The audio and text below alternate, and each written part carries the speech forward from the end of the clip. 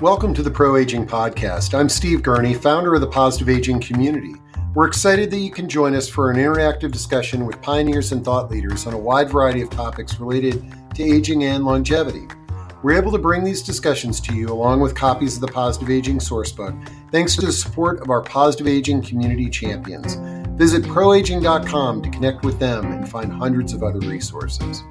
Well, today we brought back our Marketing Masterminds and Senior Living group, and we had a lively discussion with some really good questions, and I did my best to come up with some great ideas and strategies, but we had a lot of great ideas and connections in chat. So make sure to refer to the link in the show description to direct yourself to that. So here we go for a great discussion on marketing to seniors.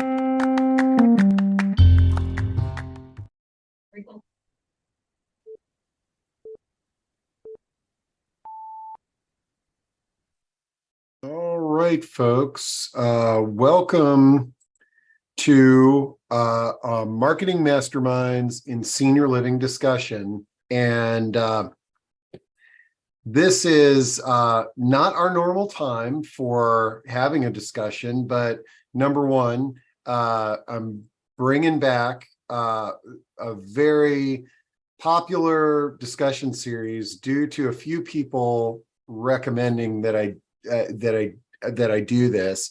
And I decided, well, let's do it on Monday because we're all marketers and we're into alliteration. And so Marketing Monday. And then 3:00 in the afternoon is not our normal noon to 1 time, because I know a lot of the external marketers that are out there are taking people out to lunch. And so let's give this a shot, bringing this back.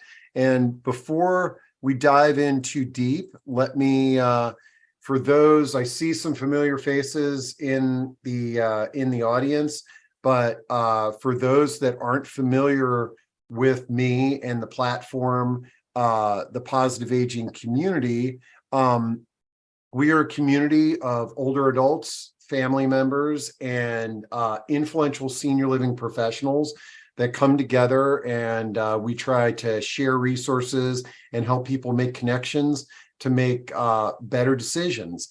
And we've been operating for over 33 years. I am the founder of the Positive Aging Community. And on a daily basis, I'm having conversations with folks on their marketing challenges and brainstorming ideas.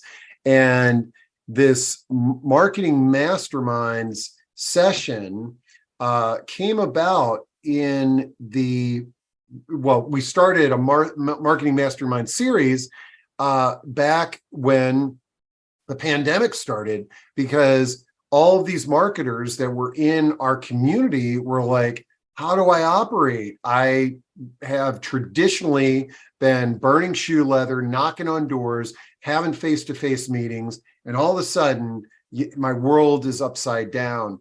And I would say for about a year, we met every week or every other week. I went back over some of the agendas that we had, and it was really, really pretty interesting. And somebody mentioned to me the other day, it's like, why aren't you doing that Marketing Masterminds thing? I was like, let's give it a shot, and let's see if folks are interested in connecting and discussing marketing to senior living topics. So first thing to let y'all know is that there's a reason why this is a webinar and not a traditional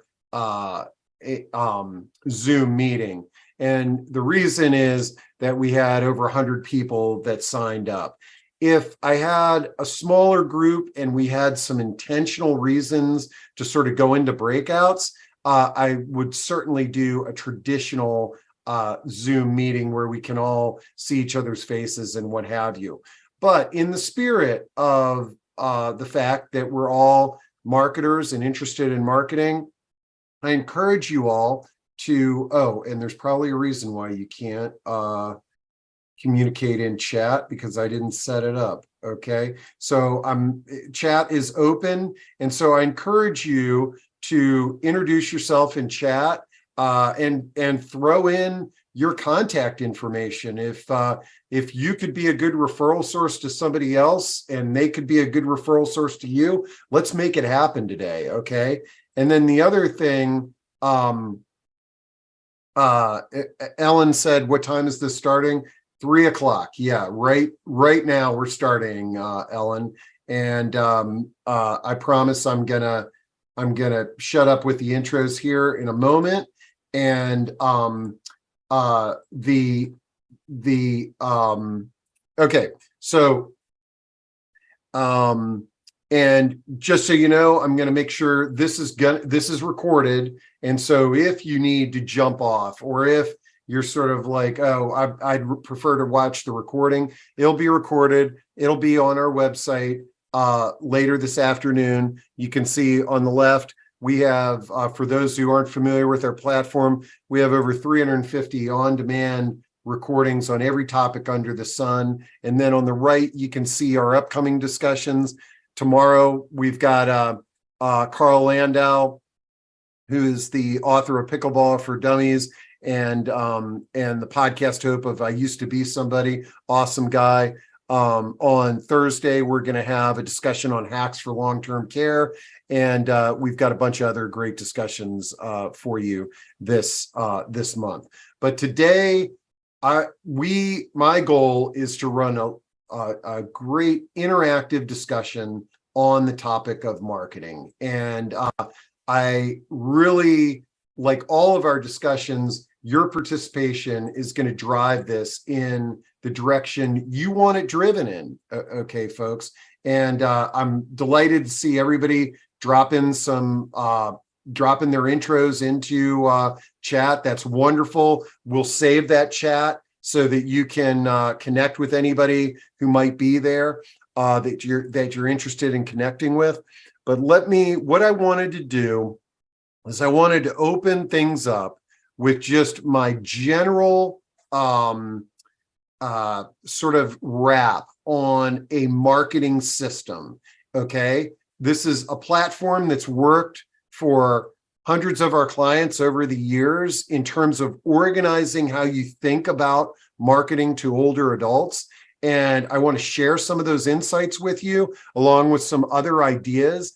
But I'd love it if you all start hitting me with Q&A and with specific chat on things like, I'm looking for solutions for a particular problem, and or I'm looking for inspiration and ideas. And we can riff on those, and there's going to be people in the audience that can help you with those things. But let me try to do a quick, 5-minute overview here. I'm going to rip through this here, and hopefully this will be helpful and can kick off some great conversation. So first off, I went through all of our discussions from back in 2020 and 2021, when this Marketing Masterminds meeting was fairly regular. And these are some of the topics that we talked about. And I'm happy to jump on any and all today, assuming we have time. In-person, online events, email communication, CRMs, customer relationship manager platforms were a big topic of discussion for a couple of our discussions. Talking about social media, press releases, website design, direct mail, and direct mail meaning that snail mail that we are all familiar with, lead tracking, outreach to hospital case managers, physicians' offices, etc. One that we devoted a whole hour to was, how do you deal with somebody that says, I'm not ready yet? Something that many of us in senior living are familiar with. The perception and the reality of what we're offering. That's another topic that was talked about quite a bit. And last but not least is ageism, because a lot of times people are resistant to the services that we're providing because they have a personal age bias. And how do we break through that with our marketing and our outreach efforts? Okay, so I just throw that list out before I even begin babbling about this marketing system I'm going to share with you, because I'm hoping that it stimulates some ideas and some ways and some things that we could talk about today. Okay, so again, real quick. So the when we are talking about senior living, I generally put things in three different buckets.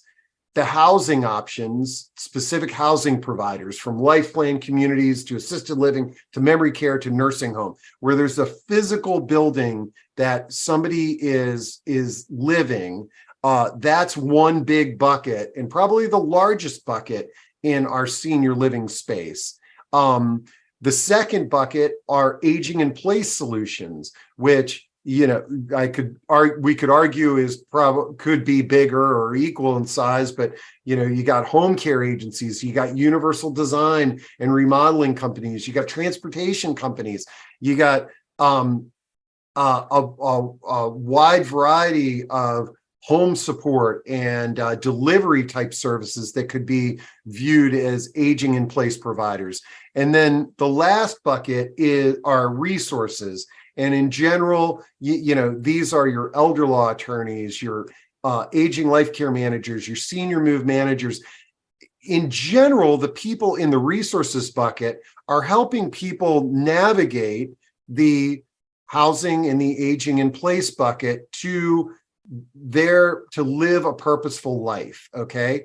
And I like starting with that so that when we are communicating with each other, if we're all thinking on the same page of, I offer a service in the aging in place bucket, and here's the challenge that I'm looking to solve.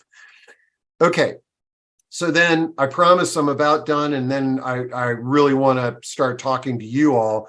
But I subscribe to a philosophy of marketing that is low-hanging fruit and birds of a feather. And what I mean by this is that first, let's start with birds of a feather, is that it's really understanding who your customers are or residents or members are.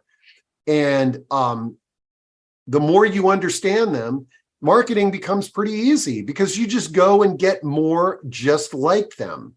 And the more that you understand your customers, then the easier it is to grab low-hanging fruit, because you're understanding what their preferences are, what the organizations are that they belong to, what neighborhoods they live in.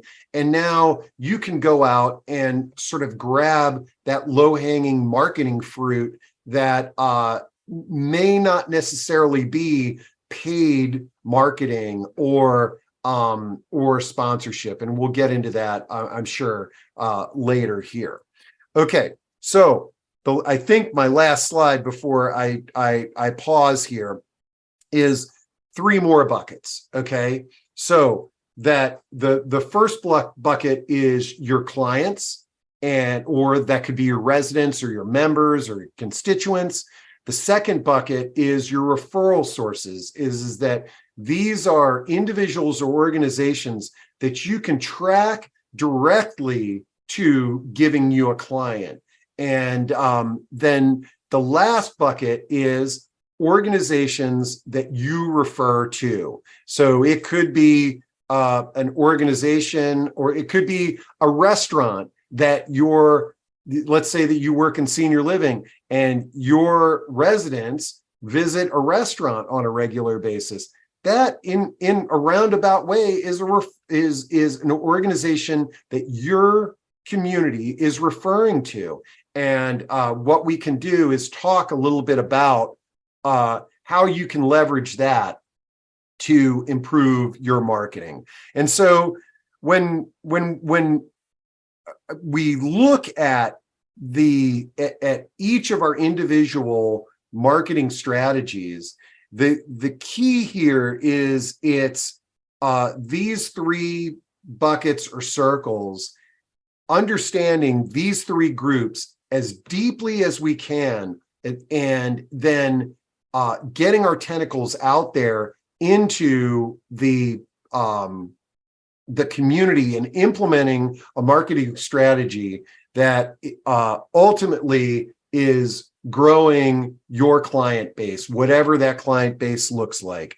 And so hopefully, going back to this slide now, you can sort of, I'm laying the framework for creating an effective marketing strategy for your organization. So I am going to take a break. Well, I'm not going to take a break. I'm going to stop sharing my screen here, and I'm going to take a peek at some of the comments and questions that may have been started coming in. And what I would tell you all, you got three ways to communicate with me and the group here. I see you guys are blowing up chat. That's fantastic. You can also use the Q&A button at the bottom of your screen, and you can click that. If you'd prefer to ask a question or make a comment and not type it in, just raise your little virtual hand. I'll open up your microphone, and you can share your thought or your comment. Okay, so let's see. Rosie says, my challenge in marketing to older adults is their pickup time is longer than for younger demographics. They don't check emails every day and are not on most social media platforms. You know, what's interesting on that, Rosie. I agree. Okay, but what we're also seeing too is, especially with electronic marketing, is the older demographic is being bombarded by spam and by paid marketing campaigns, and oftentimes it's very difficult for they're very nervous actually about clicking on the wrong link. In fact, last week we had a discussion on tech support, and I'd probably say a good 15 minutes of the hour was us fielding questions from folks that are really nervous about, you know, the online communication that they are getting. But Rosie, one other thing that you talk about on their pickup time, and I remember back, you know, I've been doing this for 33 years, and I was back in the early days. I was helping a woman, Suzanne Glarson, who was one of the pioneering realtors moving into this senior living space. And as she was doing workshops and really developing her training material, one of the things that she came to the conclusion of is that the most important skill for a realtor, and I think this applies to all professions, in working with older adults is patience. But in the context of realtors, a lot of these realtors that were coming to this training before the SRES and all that, they were used to like quick turnarounds and a first-time buyer, getting out there and touring homes, and that the average amount of time that it would take an older adult, this was back then, I don't know if it's still true, an older adult from the moment that they said, I'm thinking about moving, to when they actually moved was 31 months. And for a lot of professions, a lot of sales professionals, that's a long stretch. So Rosie, I don't know if I contributed to your frustration and confusion there, but one of the things that we can do in this group is brainstorm as a group on solutions to sort of make that sales cycle a little bit shorter, and also to encourage better interaction between ourselves and our clients.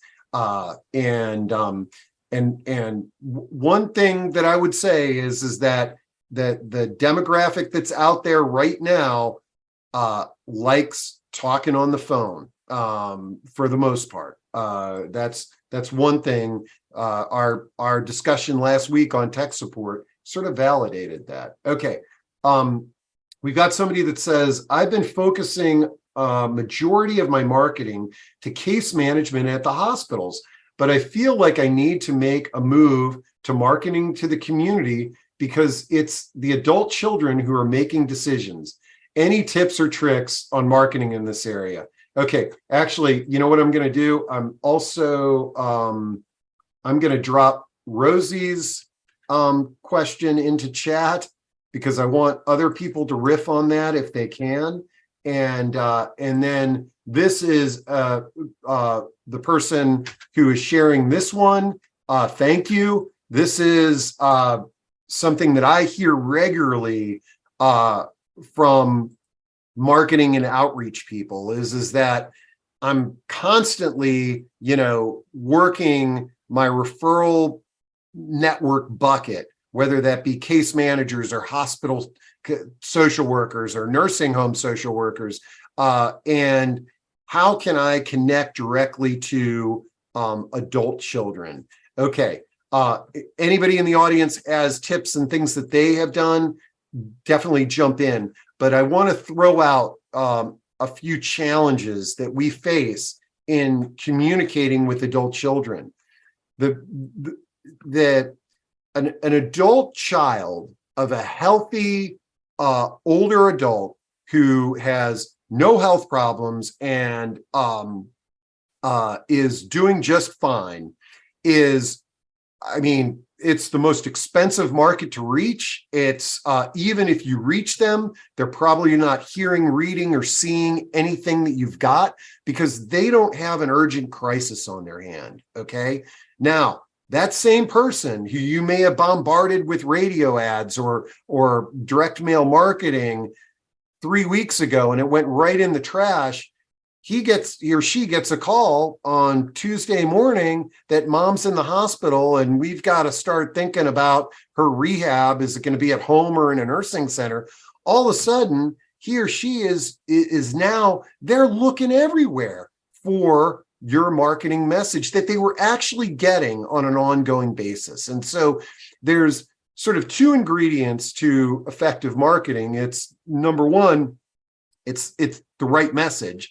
And then number two, it's getting that message in front of the right person.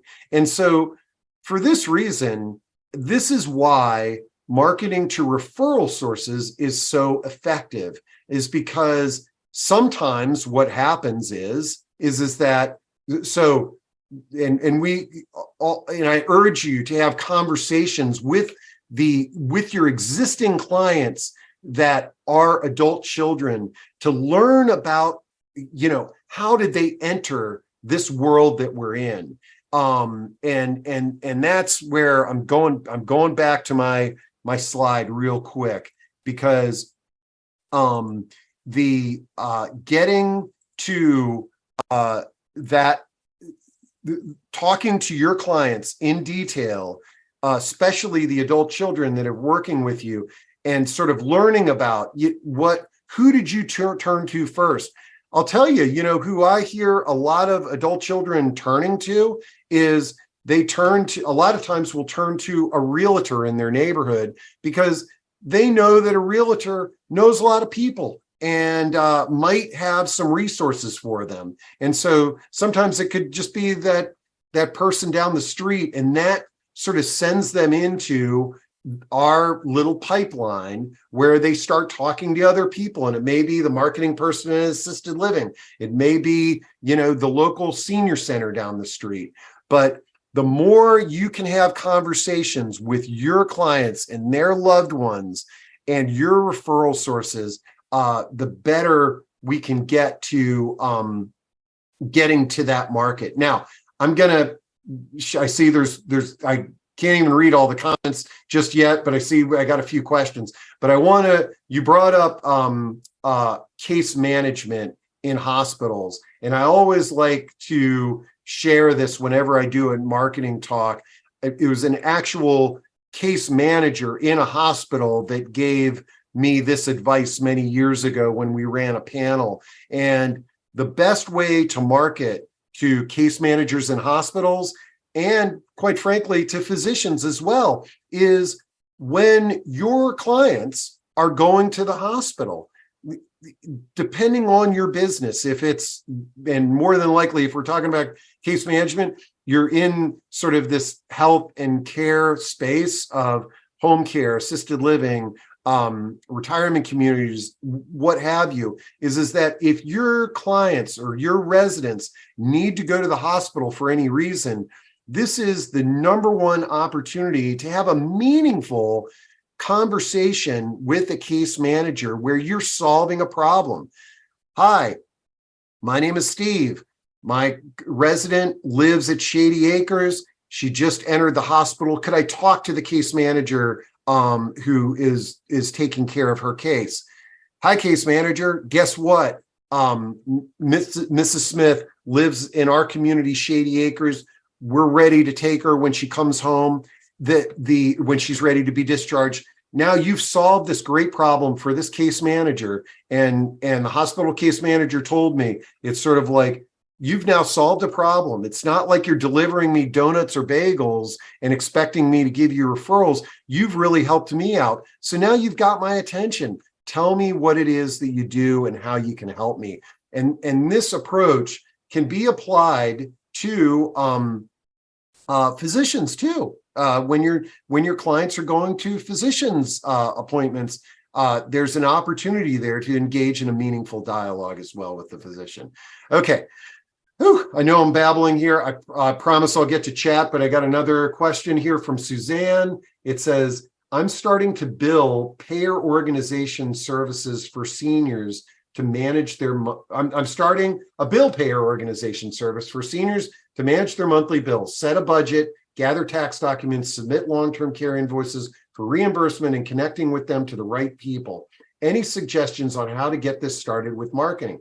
How does one approach other professionals for referral? So far, I've gotten clients from friends, but that's not enough. Okay, Suzanne, I love your question. I'm dropping it into chat because I know there's people in the audience that have probably walked your walk and can help you. Okay, and I'm gonna get to chat and read through that here shortly, but I'm just going to share a few thoughts for you, Suzanne, from folks that have walked in your shoes and that I've assisted with. Is number one, now the number one recommendation is, I believe you can call yourself a daily money manager, the way that you're describing your service.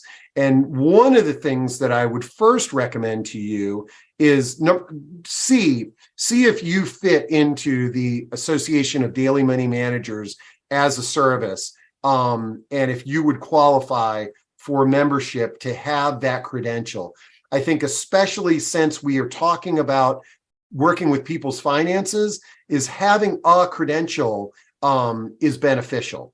It's also a wonderful opportunity if any of you are in a space where you can join a trade association and be able to communicate with like-minded professionals all over the country.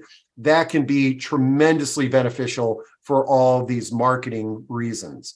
Okay, but now let's talk, Suzanne, about where your service can, what you are going to be searching for in your professional referral relationships are organizations and individuals that intersect with your service. And so, for example, and I'm throwing this out like as off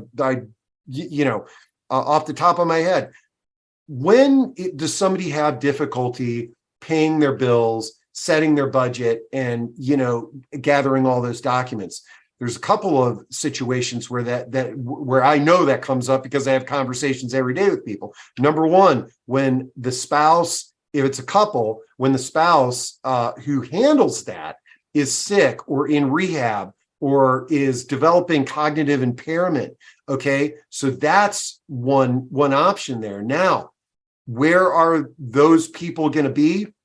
If somebody's hiring a home care agency and they've to support taking care of a loved one in like long adult daycare, if again, it could be that the husband or wife that is handling these things needs some assistance. And so this is where, sort of doing a little bit of detective work and networking and thinking about, what are those triggers that makes, even if they're referrals from friends, makes people love what I'm doing. And then thinking about, where can I meet with similar people? Okay. Now, I'm going to go back to my screen share here with my 3 buckets. And I want to sort of emphasize that you've got this client, okay? You're providing daily money management skills to them. And I'm just making this up, but they, the reason that the family is hiring you is that dad's vision is not as good as it is. And we thought it would be a great idea if he had somebody who helped him out, and he's not driving as much. And so as a daily money manager, and I know a lot of daily money managers who do this, on the day they come by to visit with their clients, they also take them out grocery shopping and do a few appointments as well. But then let's say that you discover that Mr. Smith, your client who you're providing daily money management for, is a longtime member of the Shady Acres Baptist Church. With his permission, of course, reaching out to the pastor of that church and saying, hey, I'm providing some daily money management support to Mr. Smith. Would there ever be an opportunity where I could sponsor or support something at the church? Or do you ever have lectures or webinars or anything like that on the broad topic of senior living? And perhaps you could be a part of something like that. And so hopefully that gives you a few ideas. We're really like detectives when we're talking about finding referral sources and common ground. And the other thing that I really want to share with folks, that because I've worked with so many of you in your external marketing and networking marketing, the conversations should be natural. The conversation should be complementary. So, going into talking to somebody who works in an adult daycare where most of the people in there have memory impairment, having a conversation about, I know there's a lot of stress on the spouses of the participants in the members of your program. Do you think that there might be a need for assistance with, the bill paying and things of that nature back at home? And I think most people in this field will give you an honest answer. Okay. Whew, I know I've been babbling here, folks. I'm gonna get to chat here, and I'm gonna work my way up. Emily, everybody can read these too. Emily says, what are some of the important things case managers, care managers, home care agencies, and other healthcare professionals look for when referring a client or a patient to a particular service? Folks, if you can share any insights that you have in chat or by raising your hand, would love to have it. Emily, one thing that I've discovered over the years is it's clear communication. Okay, is that people, when somebody is referring a contact or a client to any other organization, they are putting a tremendous amount of trust in that referral. And it was an elder law attorney that shared this with me. He had sort of given up on giving referrals to other organizations because he was like, you know what, Steve, it's like if they don't deliver, it doesn't impact them because this is a new client relationship. But my clients trust me. And so if I tell them to call, XYZ organization, and it's not a great experience, I'm the one who could lose a long-standing client. And And so, one of the things is when you what if you get a referral from somebody else, is that it's just giving them help them feel confident in the fact that you took this ball and you ran with it in a positive way. Now, a really cool idea that came across my desk many years ago that I know works pretty efficiently is it's the concept of, let's say that you got a referral from Jenny, and now you're providing service to her client, Mrs. Smith, and let's say that you're working with the adult children on this. One thing to do is to write a nice note, maybe throw a little Starbucks card in there and say, hey, we are delighted to be working with your family, and if you have time, it would be great for you to reach out directly to Jenny and let her know how the experience is going. The reason that I'm encouraging that is that the key is to have an authentic report of what's going on when somebody gives a referral. And oftentimes it's sort of like, oh, we're doing a great job, but imagine how wonderful it would be if the actual client called up and said, thanks for the referral to Emily's business, which is, I believe, Vaccine Valet. It was great. My dad could get his vaccinations at home, and it was wonderful. Okay. All right. Let's see. Somebody says here, elder care managers have been a great referral source for me when marketing my home health care agency. Do you have any advice on how to get in front of them and what they're looking for? Okay, great question. And I'm gonna sound like a broken record, but everybody in this discussion has different preferences. Okay, but what you want to do to answer that question in terms of how can I get in front of more people like Cindy, okay, because this person said elder care managers have been a great referral source. So one of the things to do is, when you're talking to your trusted referral sources, thanking them profusely, sharing with them all the great things that are happening with the clients they referred to you.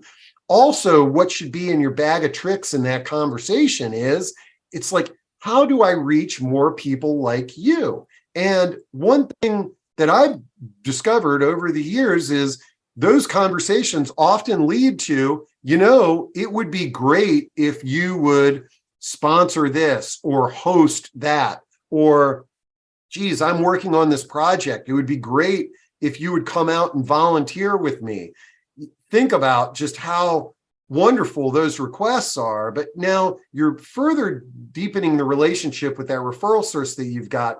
But going back to my original slide, not only do birds of a feather, your clients flock together, but professionals in the same field tend to flock together. They definitely flock together at trade meetings and things of that nature. But I, hear regularly about care managers that are going out to lunch, and man, they, some of them would welcome somebody to pick up the tab, and now you got a front row seat with the referral source that you've already got, and two other colleagues that you may not be getting referrals from.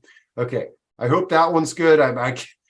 The chat's blowing up, and so I can't keep track of those questions right now, but I promise I'm going to get down there.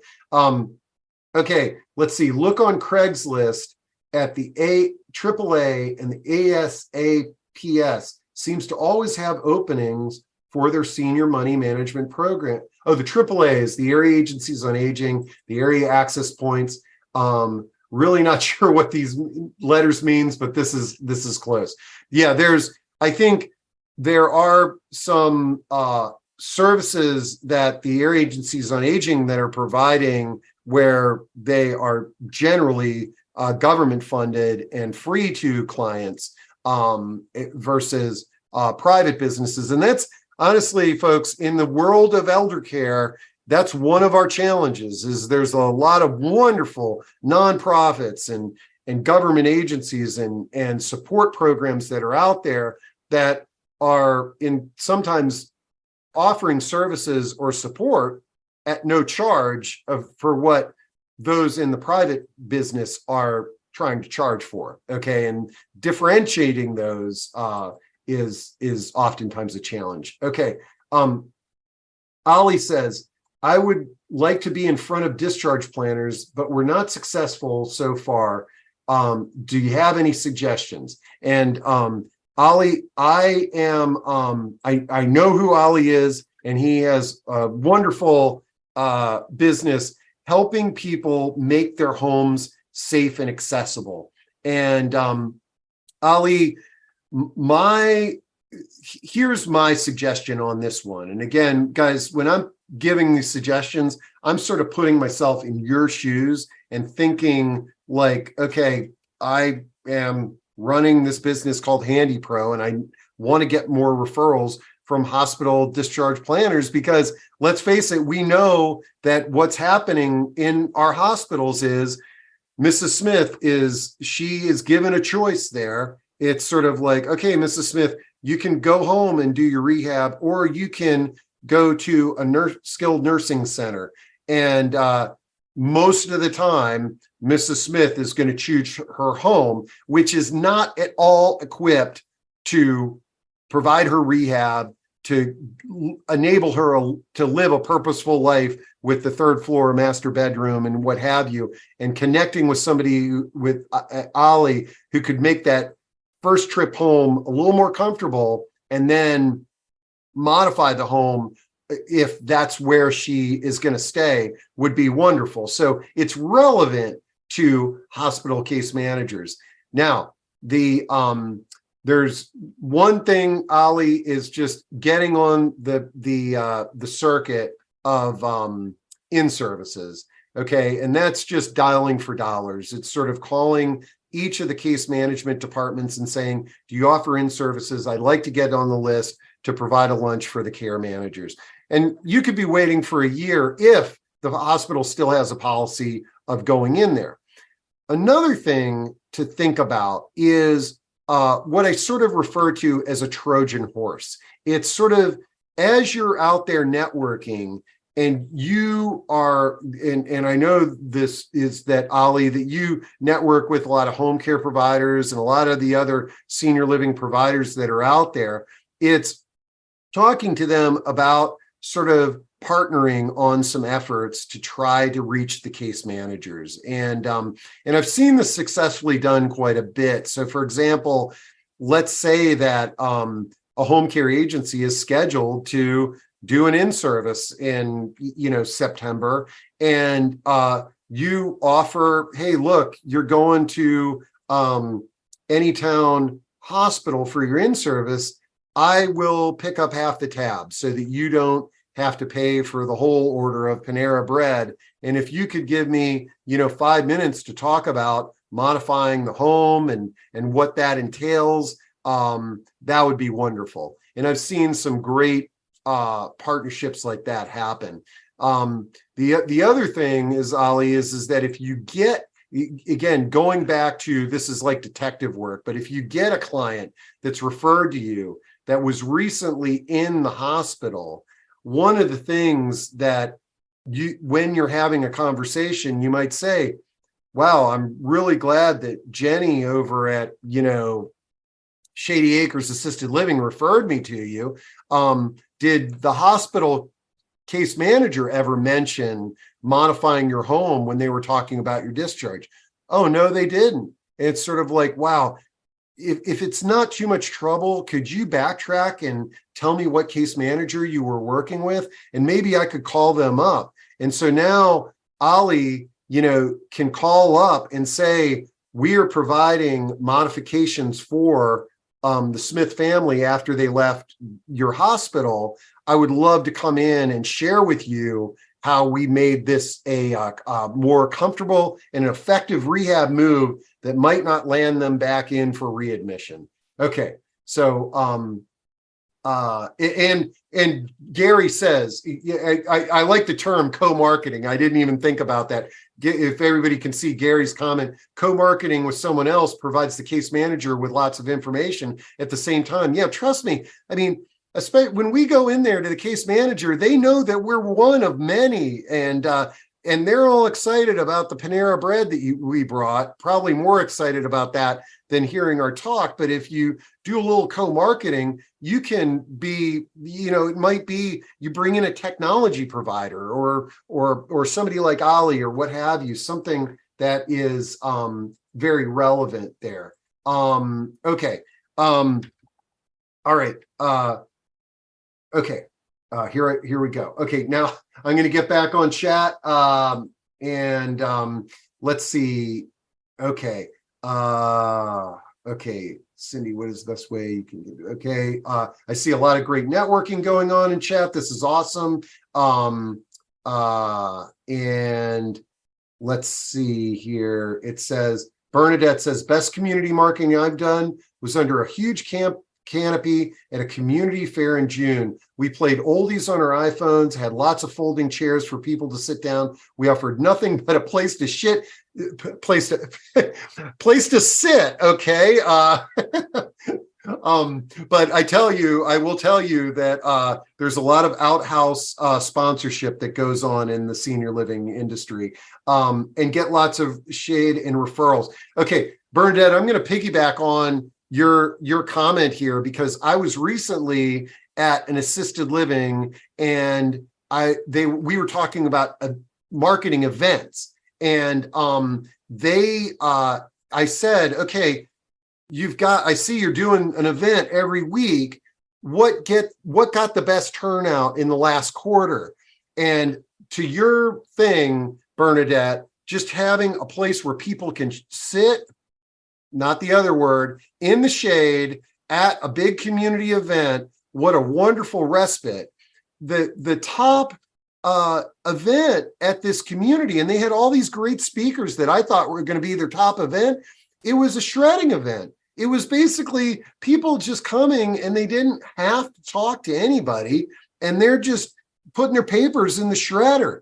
And it's something really to think about. It's kind of like, a lot of times we feel like we've got to educate and drive home a point, but the beauty is that if you think about Bernadette's concept and the shredding event, is that now if your marketing team is at that tent and at the shredder, when people are dropping stuff in, it's like you can have casual conversations, and those conversations can lead to real meaningful information that person could be beneficial to that person. So thanks for throwing that one out, Bernadette.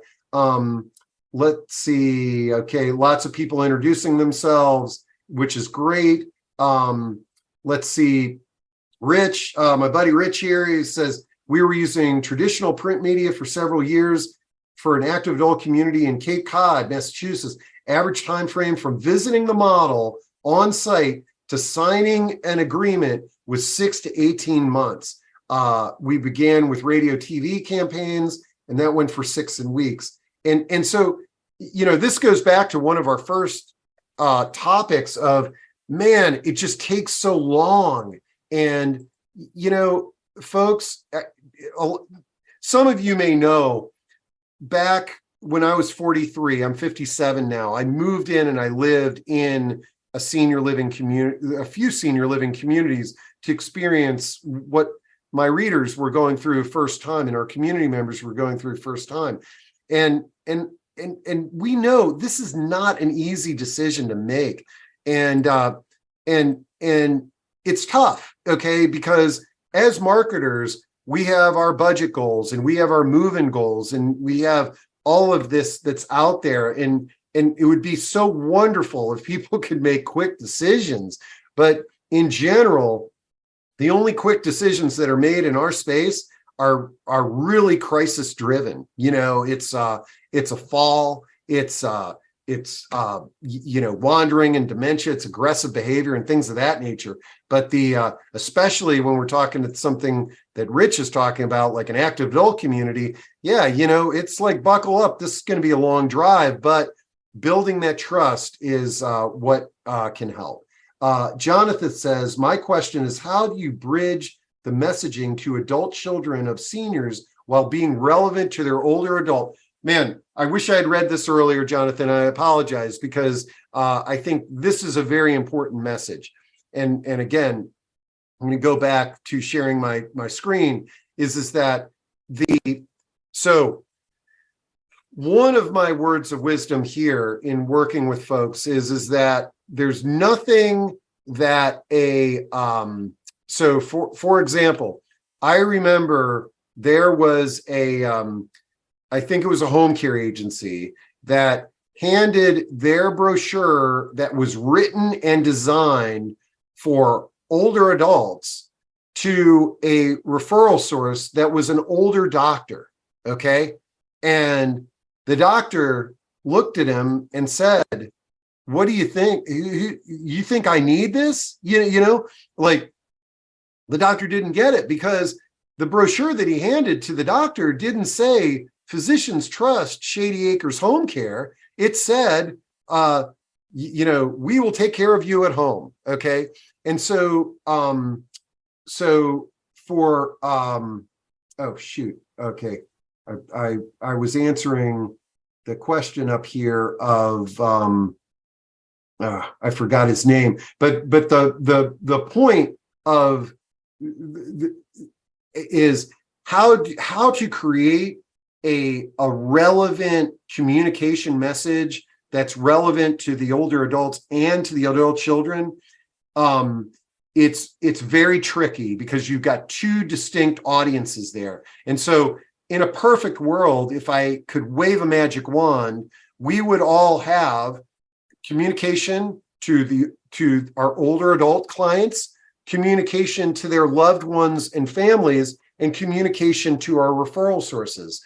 Now, what I recommend when I'm guiding people through this is, first start with your end consumer and create your marketing language for them.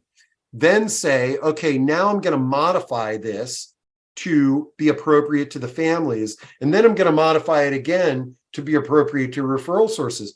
Sometimes it's not that difficult. Sometimes it's just that first page. And it's sort of, like I said earlier, it's sort of like, trust Shady Acres Home Care, physicians trust Shady Acres Home Care, referral sources, and you can get specific. Aging life care managers trust Shady Acres Home Care. And you're writing to these audiences. And so you're specifically talking about the benefits that they're benefiting from. Now, it is a little bit easier communicating with the older adults and the seniors. Okay. And I don't like using that, the older adults and their families. And sometimes you can do this by making statements, something like, people trust us. Okay. They trust us for care, and not getting too specific. Also, remember, a picture's worth 1,000 words. And a lot of times people don't like seeing ageist language out there. And when I say ageist language, it's, even using a term like seniors can be viewed as ageist, because you're segregating a group, and people don't want to be segregated. And so sometimes it's sort of not using that language, but using images and talking about what it is that you're delivering. Okay. Oh, all right. Okay, so that was Jonathan, that I was on a tangent there. Let's see. I know we're getting close to the top of the hour. While I'm scanning to see if I've got any other questions. Thanks for introducing everybody, guys. This is awesome. We're gonna make sure that all this is gonna be on the recording link. And but one thing that I'm gonna do is I'm gonna send y'all a a survey after this discussion. And I would love any feedback that you have or any rabbit holes you want us to go down. And I'm going to go back to my first screen because these were some of the rabbit holes that we talked about back when we were doing the version 1 of the Marketing Masterminds. And so I'll try to prompt you with those surveys on anything that that you would like. Do you want us to continue with these Marketing Masterminds talks? B, what are some topics? And I can get some experts out there, folks other than me, that can talk about it. But I think the other thing we can do is we can do a traditional Zoom meeting and we can jump into some breakout groups. That's pretty good. Okay. I love this question. Does anybody have success marketing on platforms such as Nextdoor or other neighborhood apps? And I see that Jessica said, I found on Nextdoor that people will ask for services like home care, which I know a lot of people in, even though I'm in a nursing home, still gets my name out there and referrals. Okay, thanks, Jessica, for sharing that. And also Joseph on Nextdoor. I'm actually a raving fan of Nextdoor because it's a geographically aggregated resource that has a fair amount of screening to it, in that you need an address to basically, so a marketer just can't bombard a zip code that they want to target on Nextdoor without a paid sponsorship. But what I found on my Nextdoor neighborhood platform is that there's a lot of bitching about the homeowners association and people not picking up their dog poop and things like that. But I see that there's a lot of chatter about, I just found out that my dad or my husband needs care. Does anybody have a recommendation? So here's another thing that I might suggest to y'all is that it's, let's say that you sign up a client today for your home care agency or your assisted living, is that, you want to have a great dialogue with them, especially as they're going through this 30 days of getting to know you and getting your services. And so you want to over deliver. And this is on my list there, perception versus reality, making sure that the reality of your marketing meets the perception of the perception of your marketing meets the reality of what you're delivering. But let's say that you got a great relationship, a client that's been with you for 30, 60, 90 days. I think they want to help you. They're probably screaming your name from the rooftops at Safeway when they're in the checkout line. And so it's perfectly acceptable to say, hey, Cindy, are you on Nextdoor in your neighborhood by any chance? And it's sort of like, what's next door, or yes or no? And if Cindy says yes, it's sort of like, would it be too much trouble to sort of throw out that you went through this elder care challenge and Shady Acres Home Care really came to the rescue? And I think most satisfied customers are going to do backflips to do something like that for you. And now, again, this is a Trojan horse. Now you're getting in the door in a social media system that you don't have access to unless you live in that neighborhood. And that's the other thing that I would say to marketers on the call. Join your Nextdoor, even if you don't sell in your geographic neighborhood. Join your Nextdoor community and log in and check it out. And you will see there are elder care discussions going on a regular basis. And there are multiple referrals that are being handed out. And you just want to make sure that you figure out how you can get on the list for one of those referrals. Okay. Lisa says, do you have a geographical direct mail service that you prefer to use for initial mailer of a grand opening? Lisa, feel free to shoot me an email. I'm dropping my contact info in to chat. And I'm also going to drop in the link to just schedule an online brainstorming meeting with me. I love doing stuff like that. I have used different on direct mail email platforms. There's tons of them out there, and it's one of these things. It's sort of like you're they all have, I think, access to a lot of the same lists, but I've had a couple that I had pretty good luck with, and I'm more than happy to share those with you. And Ryan is mentioning that there are some marketers on Fiverr. That's a group sharing platform where you can get like personal assistants and people that could help you with your marketing.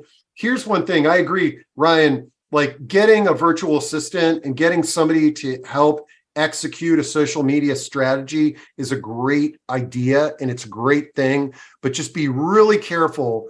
It's a lot. You should invest a lot of work in your virtual assistant or the subcontractor that you use accurately understanding your voice, because I've seen where these have backfired, is where it's sort of like, and you guys have probably seen this too, is where it's sort of like, wow, Shady Acres is doing 5 Facebook posts a day. This is insane, and how are they doing that? They must have an army helping them, and they could have a very motivated person in-house, or they could be paying for an external market or external help for that.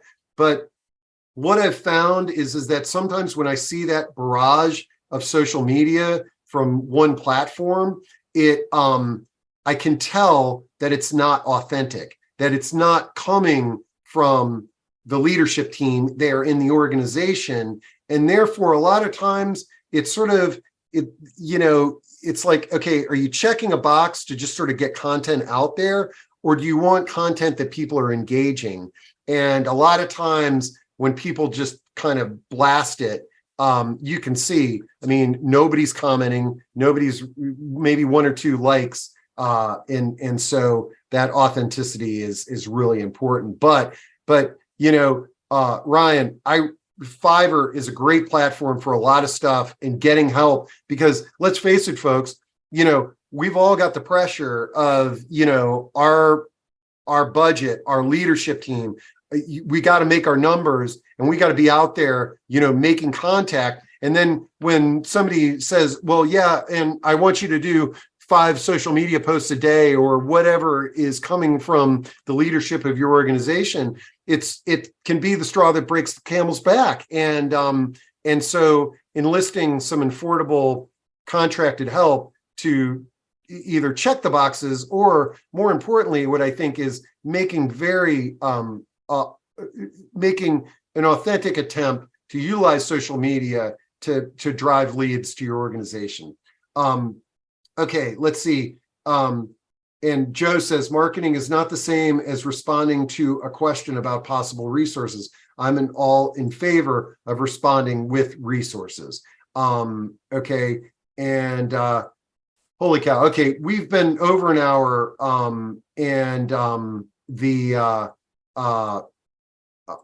okay. And I'm going to copy Lisa's resource that she's sharing with everybody. It's called Track Our Contacts. And I'm not familiar with that, but it sounds like it could be a CRM.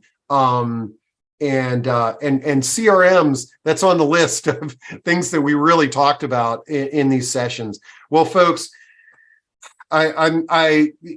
I'm going to send out a survey, and based on the results of that survey, we'll figure out if we're going to keep this going. I'd like to do a marketing talk at least once a month, and I promise you it's not always going to be me. What I'd love to do is get some feedback from y'all that attended, and then and figure out like a couple of talking points, and I'll reach out and get some industry experts, or maybe it's some of you in the audience. Is like, what's awesome is that if any of you who are marketing would share your stories, that's way more authentic than me getting some CRM expert to come in here and give us a lecture on, the 5 different CRMs that we should hire. So thanks a lot, folks. Have a great day. Tomorrow, join in our discussion with Carl Landau, author of Pickleball for Dummies and I Used to Be Somebody. It's a great podcast on finding purpose in retirement. When we stop working, our sense of purpose can be compromised. So really charged up to have you all here today, and really psyched to see what we can do with this Marketing Masterminds. See ya.